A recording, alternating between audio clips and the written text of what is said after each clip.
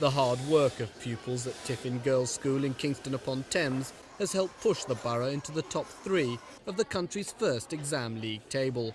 All state secondary schools were included and judged by their GCSE and A-level performances.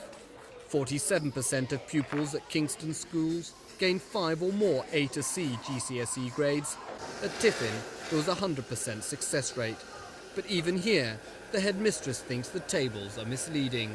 If you look at the league tables, you'll find that the schools near the top will be either selective schools or schools in prosperous areas, and certainly schools where English is the first language for most of the pupils. And if you compare with other schools further down the league tables, you're not comparing like with like, so I think it is unfair. And the government's £1.4 million initiative faces almost united opposition from parent groups and the teaching unions. The government isn't releasing other factors that ought to be considered alongside the exam results. It isn't saying to parents, you also need to consider what the resources are for individual schools.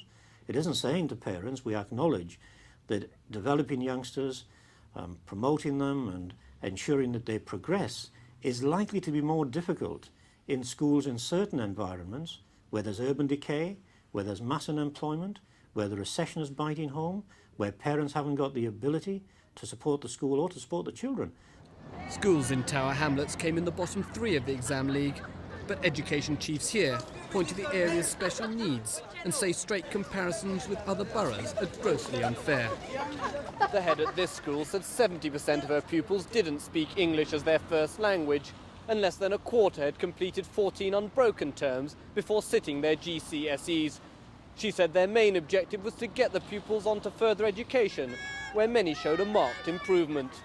Next year, more schools are expected to fall under the examination microscope, with the inclusion of 20,000 primary and all private schools.